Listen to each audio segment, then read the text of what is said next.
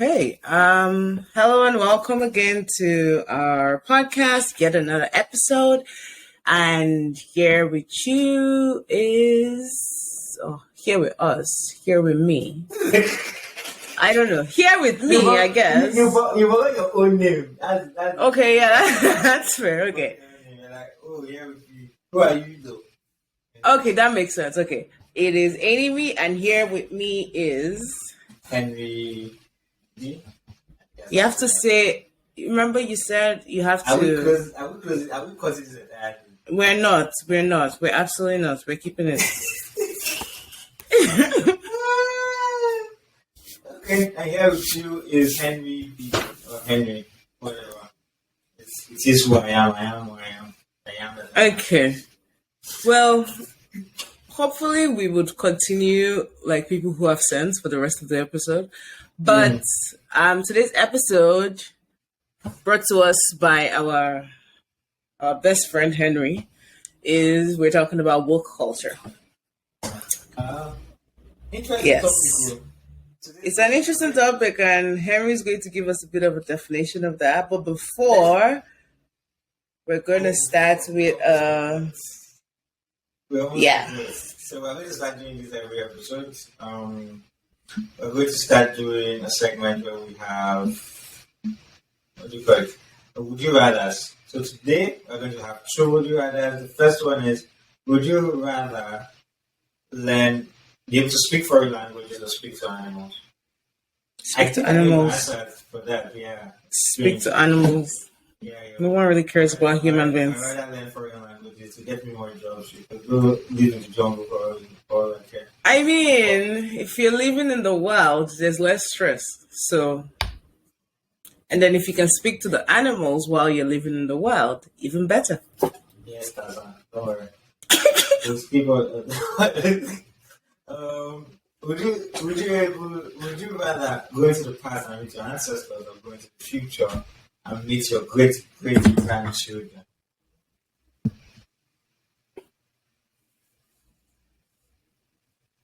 That's a hard one. Is Actually, no. Great. I'll go to the future. definitely go to the future. I'm not going to the past to meet anybody. I'm Like not. the past sounds cool just because you get to learn hear all those stories. Okay. Like, No, I'm not. so it's like a thing of like pressure because if you go into the past, you're going to hear those stories. Like you're either going to be disappointing them because they'll be like, "Oh, what have you done in the future?" And you're like, Mhm.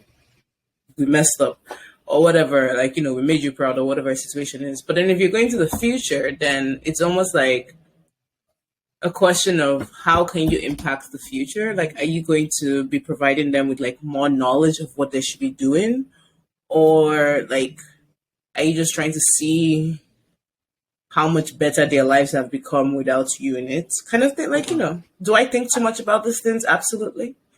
When I think about it, I think about it. This is us. Would I rather go backwards? It also depends on the time frame. It's like, am I staying there for just one day? Am I coming back immediately? Like, what's the time? If I'm staying a month, I'm not going to the past. There's no way I'm going to the past. No, but then if you're kind of like, okay, so I mean now we're thinking way too much about it. I'm just gonna put this out there. But if is it a thing where like it's like what's that movie? The Christmas Past, that movie where it's like you're just watching the past, you're not particularly participating, Participating. or That's like are you another participating in it? Because if you're just watching it, then it's okay. Like you just watch a bunch of people die. Like it's life. You're not the one dying. Either way, to me, I think my final answer is future. I'm going to the future. Yeah, I think future final too. answer. Okay, so I I'm think going into the future. future, and I'd rather speak foreign language than I should rather speak to animals. All fair and good. So that brings us to the end of this segment, and we will go directly into our episode for today, which is woke culture. I think we stopped at me defining. I don't think there's a definition for woke. Yeah. If I'm being honest. Well, Most of introduce us to your thought process. Introduced to I thought process of this topic. I don't know how I got to start thinking about this topic, but My thought process to this is, I think a better way to frame this topic is: are we to work for our own good? I think that's my question. I think that's how I want to address this topic. It's not to woke culture, and I don't really want to talk about. Well, I want to talk about woke culture, but I want to address it in a way. Asking the question, are we to work for our own good? But I feel like sometimes we are. Maybe not personally us, but I feel like as a society we are now. Interesting. Yeah. Interesting. Maybe not personally you and I going to work for our own good, but as a society, as a collective, as individuals living in this world that it is, I feel like we are to work for our own. I feel like more than ever, a disclaimer is needed for this. This is a conversation that's going to happen. I think more than ever, a disclaimer is needed for this. So I'm going to say Go ahead and give everything that we say is based off of everything we say and do during this episode. I mean, throughout the whole podcast, just for future reference. But for this episode specifically, everything we say and do is based off of our understanding that is influenced by our experiences. It's said with good intention, and we recognize that good intention does not particularly mean that it's going to be positive to the next person, but it is good intention, and we are creating a space to learn as well as share our ideas. So please feel free to interact with us as we continue. Now that you're done, let's go. Let's dig into it. No, but honestly, come to think about it, and it might be like I'm throwing shade at Gen Z's again, but leave these Gen Z's alone. Forget even them, because I feel like now they just use Gen Z to just bracket anybody that speaks a certain way or acts a certain way. Gen Z is not even an age group anymore, or like a generation anymore. It's a group of people. It's a movement now. So forget. When I say Gen Z, I'm not even referencing the people that are in that generational time frame. If that makes any sense. I'm referencing a whole bunch of people now. So I don't know what good examples. I don't know how to address this.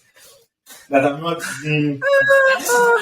Okay. Now this is the problem. So this in itself is the problem. It's the problem. Exactly. This in itself is really the problem. Me not even able to express myself the way I really want to express myself right now is the problem, I guess. Just because there are a lot of people who are actually to work for their own good. So wait, let's break it down so it's a little bit easier for you to express it. So your question was, are we too woke as a society? For our own good, yeah. For our own good. Okay, if we're trying to break that down to dissect what those multiple things mean, is what we're trying to address here, like, is it a situation of, have we gone past a point in our lives as society where we don't have space for people to be wrong? We don't have space for people to learn without fear of cancellation. I mean, that's one thing. It's not even that. It's okay. Yes, that's a point. But let me use an example right now. Just because it's February. If you're Nigerian, you know there's a general election coming up. In 2 weeks, 3 weeks, 2 weeks. Is it 2 weeks? I guess. Yeah, I think it's February 23rd. February 23rd, 2 or 3 weeks. So, there's a general election coming up, right? And I'm not endorsing any candidates or whatever, however shit you may call it. But there are 3 main candidates, as we all know. Blah blah blah. I mean, I don't know, but okay. Blah blah is no. You don't know who the candidates are? I'm scared to say no. Okay.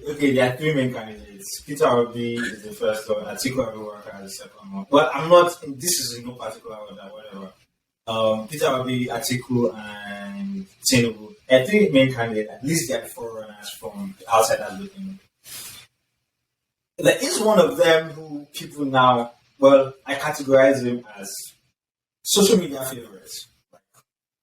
He, if you go on social media, he's the one that people on social media are fighting for. So that's a situation. Me watching from the outside again. Again, I'm not actively participating in Nigeria. I'm looking at things, right? From the outside looking in, people are actually scared in Nigeria. Like, okay, all the celebrities, they're actually scared to now come out and say, okay, this is who I prefer. That's the word. This is who I think is going, or this is who I'm going to vote for. Not prefer. Just okay, just say who I'm going to vote for. If it's not that social media favorite, just because they're going to be attacked, cancelled, they're going, something's going to happen to you if you come out and you are not, in quotes, endorsing that person. This does one or two things. It's either everybody now says, oh, we are supporting this person, and then when the time comes to vote, they are voting whoever they. So in your head, you think you are winning, but, well, if you're doing polls on social media, that person is actually winning. But if you go on the real day and now cast your votes, people who were scared, I think we kind of saw the same thing with Trump, right? When Trump was running, no one actually came out and said, oh, I'm actually voting for Trump. But when they actually went and they casted their votes, Trump ended up winning, right? It's a kind of same scenario. Well, is that an issue with woke culture or just it's an issue with in Nigeria peer pressure?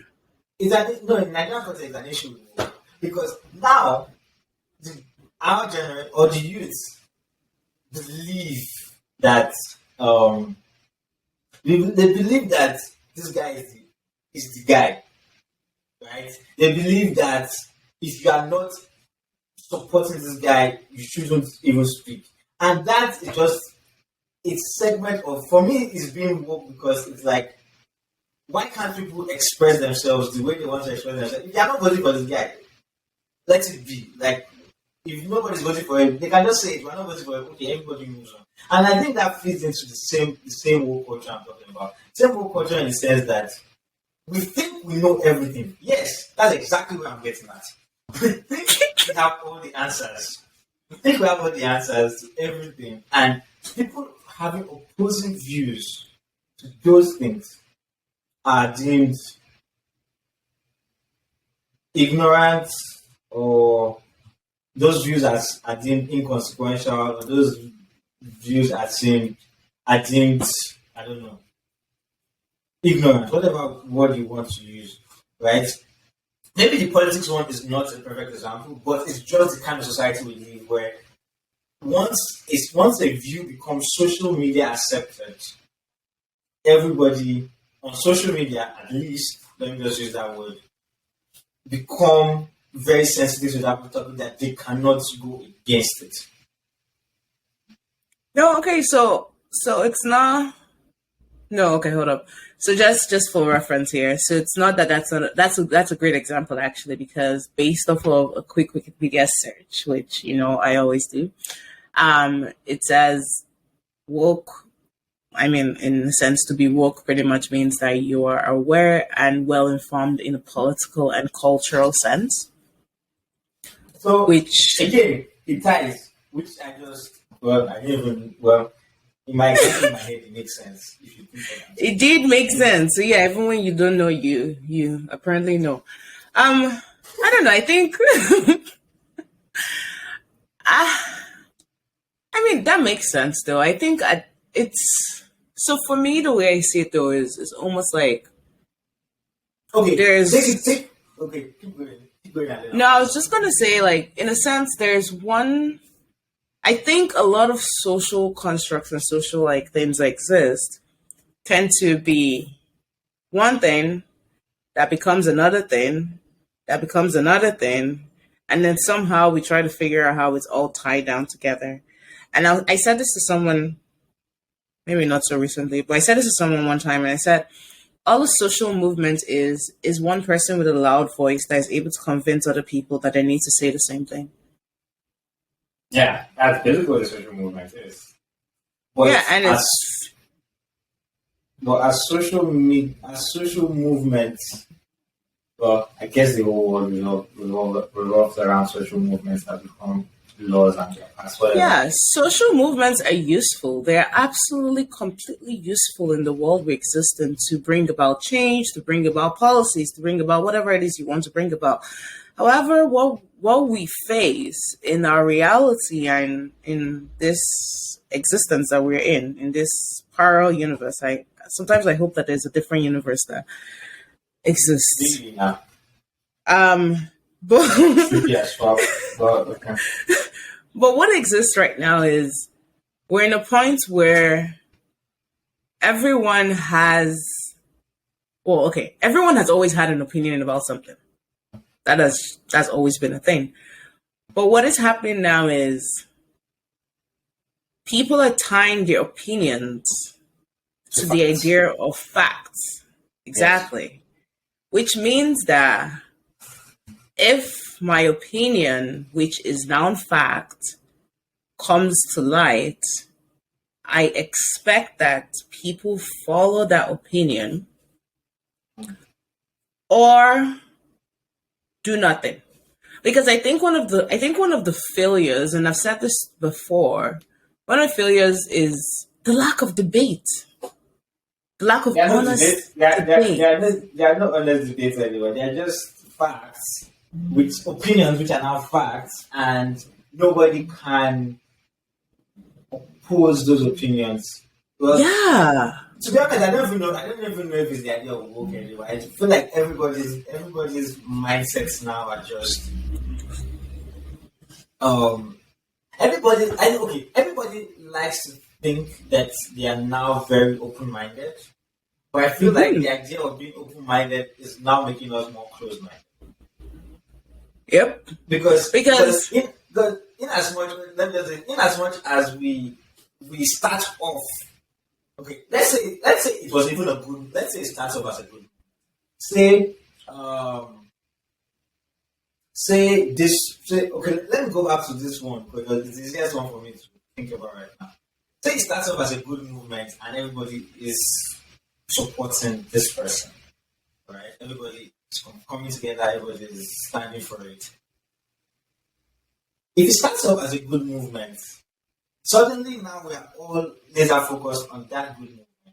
If something else comes up on the side that might be even better, no one else sees that anymore. No one else even accommodates the argument of saying, I know this is good, though, but maybe this one might be better if we really paid attention to it, right? yeah. Or there are also other arguments which maybe I don't want to bring up here, but there are other arguments I could also look at it that way and say, why we're open minded, yes, about so many things, but if everybody now comes and are now in unison to that one opinion or that one whatever is not a fact, that one opinion, we are close minded to every other thing else because Yeah. everybody is now doing the same thing and nobody's doing the And other I thing. mean, I think at the end of the day, what ends up happening is like just in line with what you just said, where it's everyone has this opinion, and so we have this tunnel vision around that one single opinion. The failure in that is that it's not everyone. You say you want to provide services to a whole community. You say you want to make sure that, like, the neighborhood is okay. All you have to do is come up with an idea and say, I want A in this neighborhood. Find enough people that want A in the neighborhood and ignore everyone else that wants B in the neighborhood. B. Because Exactly. that's what that extra thing becomes. You're not creating a space for other ideas, a space for other voices that exist. And I mean, I don't know, like I don't have, like, I think for me, it's more of a thing where I don't expect that we should all have the same ideas. I don't expect that we should all have the same opinions about things. I think for me, it's if I have an opinion about something so strongly and someone else has an opinion about something else, it benefits me to learn about what the next person's opinion is. Not because I'm trying to, I mean, ideally, if what their opinion is good, I should be open to changing my mind. But it's not because I'm trying to change my mind or anything, but just because it gives me the advantage of knowing what the next person wants. It gives me, if I want to think of it in like, oh, a power claim kind of situation, it gives me the opportunity to learn what they want to benefit myself.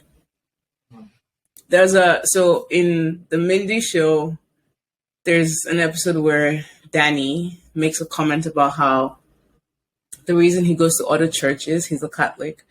He said something about the reason he goes to other churches is so that he can solidify his faith. You cannot know, you cannot know what is wrong with what you're doing if you don't understand what the next person is doing. Yeah. I've heard that before. I've heard like people going to like not even churches per se, like going different religions, just like go to a mosque today, go to whatever a temple tomorrow, just like move around and then now come. It just like reminds me of what Sheldon was doing. I think it was Sheldon, young Sheldon or whatever, when he had to read every religious book to kind of figure out if there was actually God or if God was real or whatever. That's not the topic for today, but that makes sense because even if we bring this back now to what people classify as woke, what when you say woke, first thing that comes to mind. Political and social awareness. No, but that's not what people. That's not what. It's not.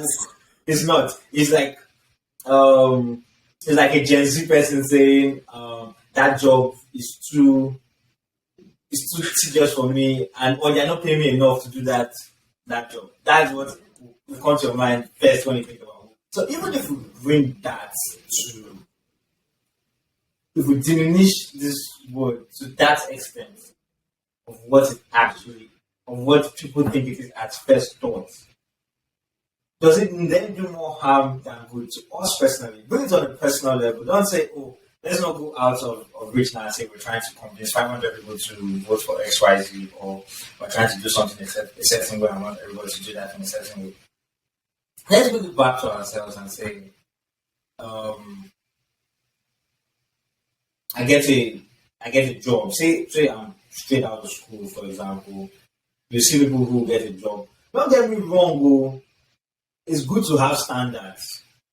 It's good to have standards. Don't get me wrong. It's good to have standards. But I feel like there's a fine line between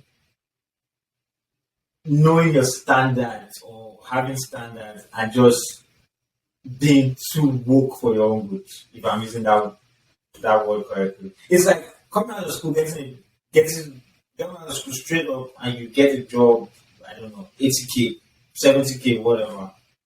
I don't know what the market is right now. Okay, say 60K. Let's average that. Let's say 60K. So someone will not say, it's 80K, I'll just get. But say 60K. Say 60K. And then you get this job and you're like, I can't do it because it is, let's say, 9 to 6. Regular hours is 9 to 5, right? Okay, say it's 9 to 6. You're working an extra hour and you just see somebody say, the job is too diminishing for me, or this is this. Like, they just have reasons to not get that job, or I don't know how to explain it. You're younger than me. You should know this thing better than I am. How dare you? How dare you? I don't know. When your explanation, I just thought about like, I don't know, like I think a year ago, something like that, you sent me this Instagram video of an HR person giving excuses as to why people do not show up to jobs or something like that. Yeah. I don't know if you remember. Yeah. That's what comes to mind. But it was something like, I think one of the examples was something like, the job starts during like my brunch time or something like that. So I cannot come. Exactly. The job starts during my brunch time. Interrupts my brunch hours. You're an employee. You're not an employer. You are an employee.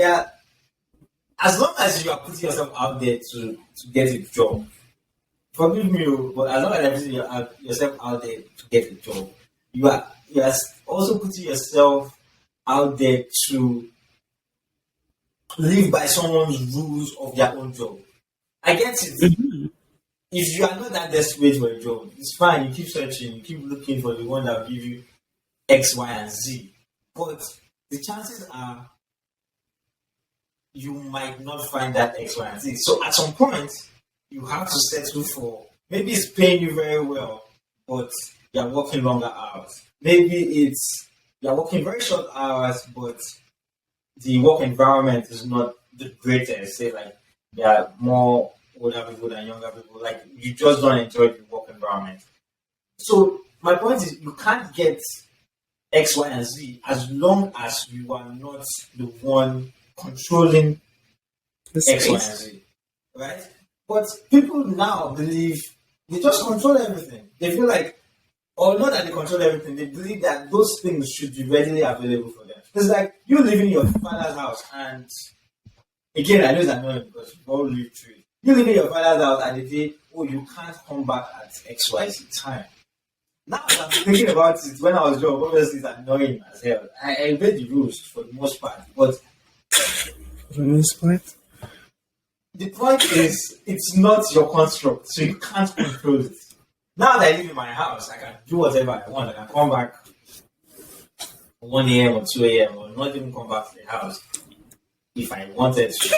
But we're now in that construct of saying, oh, this is somebody's beauty. I'm talking like a Nigerian father now. So You are talking like a Nigerian father. I just pardon, put that up. Yeah. I think I'm getting old. You're getting to that But- point. But now I understand them. So I understand them. Someone said to me the other day, well actually I know who exactly said it to me, but we're having a conversation about like the liberal movement and the conservative movement, and they made a comment about you grow, so you start off like, I think a lot of young people end up being like really liberal, and they think about like things in this very rainbow and the skies and this beautiful kind of concept that exists. And the older you get, the more conservative you become.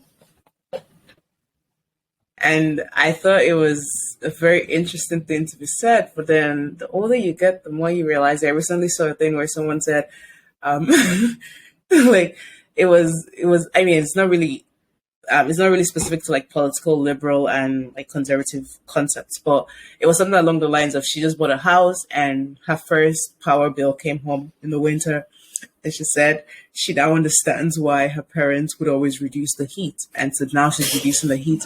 But then it's that in line with that example where it's like you go from this point where you're like, I need all of this. I need all of this to exist in my space. I need to have heat. I need to be able to do whatever I want. I'm a teenager. I want to go out and have fun and be merry and all that stuff.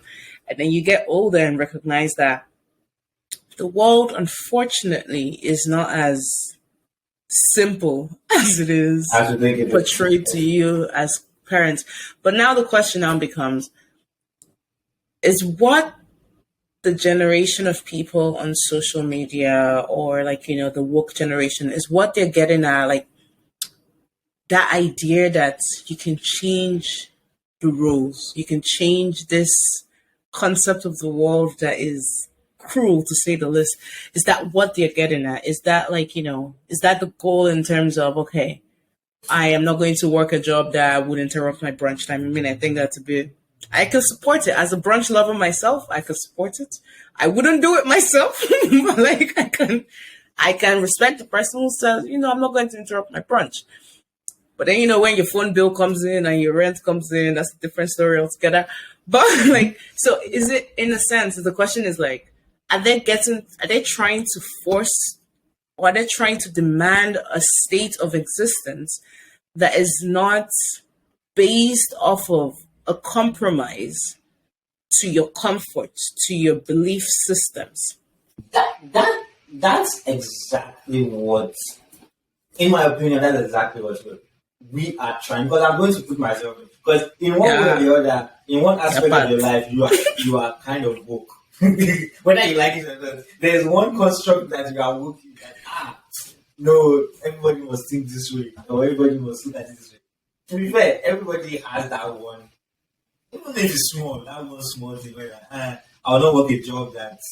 For now, a lot of people now, the new work one is I will never work a job that demands me to come to the office.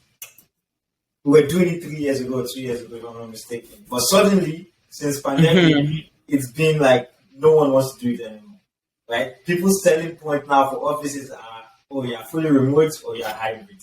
No one, people that want to sell you a job now, that's their selling point. 3 years ago, it wasn't even, there were a few companies who I was doing it before that. But to be honest, I had the option before pandemic came, but I love going to the office, surprisingly. But now, I don't even want to do that. I want to try it. It's weird, but this is what pandemic has kind of done to us. But another thing, yes, that's what we are trying to get at with this idea of being woke in any segment of our life. But I think what it does is, first of all, it gives us a utopia which doesn't exist. First of all, right? Because if we're actually thinking about it, we're actually trying to create a utopia which does not exist or which cannot be forced. It could exist maybe in maybe 20 years' time. Most of all these things are kind of fixed and everything is just, oh, it's nice. We don't have to request for it anymore. But then a new utopia will come where there are new things, because it will never end. There are going to be new things where we want to be fixed. Yeah, but then in a sense, for that 20 years to happen, demands need to be made now. But we also forget that not everybody wants it. That's true. Okay, this is a good example. I also feel like another way to think about it, we are demanding food globalization. Here's it to hear me out here. Is you're sitting in your house in Nigeria, Canada, wherever. You see something happening in Australia or UK, and you're demanding the same sort of, I don't know, replication of that. Okay, say a pastor. I know it happens in Nigeria. I'm just giving an example. Say a pastor in Canada, Vegas, okay. wear skinny jeans or wears like tank top to preach in the altar. In Nigeria, because we want to be woke, we are kind of demanding the same kind of change. This is just an example. It's not a perfect example. But we forget that our society, their underlying structure, the underlying societal beliefs that we have, not even us, our parents, like there are people that live there, except all those people are dead, that have this certain beliefs that will make those scenarios not really fit into our own construct as a society. But then we want to be woke and do the same thing. Sometimes you can't replicate those scenarios in regional aspect. And I feel like that's what people do sometimes, is where, why can't it automatically happen? Or why can't it's happening in other places, why can't it happen here? Because the culture of that place does not permit it to an extent for it to work. There are very good examples of it, which I really don't want to go into this topic, but there are very good examples of it that if you just sit down and think about it, like, it's not a sin, but the culture underlyingly might not permit it. Maybe in the future, again, we have to think about that topic about is it culture? Our cultures, peer pressure from our ancestors or whatever. Culture is really peer pressure from ancestors. Yeah. So that online, and it was quite fun. So I think globalization and also the first point you made, both together tie into what this all has become. Oh well, the first one you made was utopia, like trying to figure out that perfect environment, perfect living scenario, perfect whatever in our day-to-day lives. And again, the question remains: are we going to work for our own good? Could be yes, could be no. I don't think there's a right answer to that. If I'm being honest, I just feel like we should personally be woke to the extent that we can't handle ourselves. We shouldn't be I rejecting think jobs when we are dying because we are too woke for our own good. I think we should be woke to a point that we acknowledge the fact that there's multiple narratives that can exist at the same time. Mm-hmm. I mean, okay, we're at the end here. Lots of things have been spoken about. I think lots of things that could be talked about a little bit more also. But I just wanted to answer your question, which I think you even forgot about. And it was just asking about, like, the impression of what woke is, like the first thing that comes to your mind, as opposed to what it actually means, how that affects our lives. I think that impression is part of the biggest failures in every social movement that has existed, where social movements start off as a good thing, and then it takes a couple people to have opinions and beliefs and a will or need to misuse the purpose of the movement.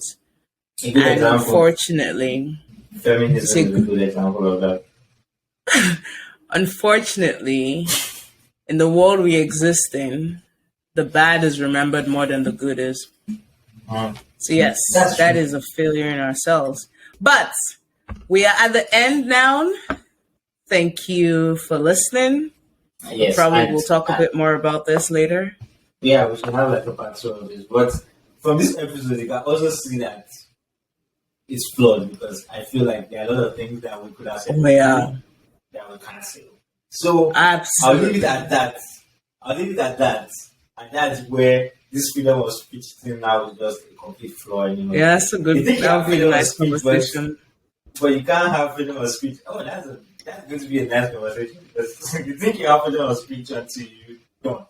But anyways, I think that's it. We're right about time. It's been another amazing episode. Till next time, follow us on Instagram at Tales and Vibes. So that is TALESNVIBS. Thank you. Stay safe. God bless.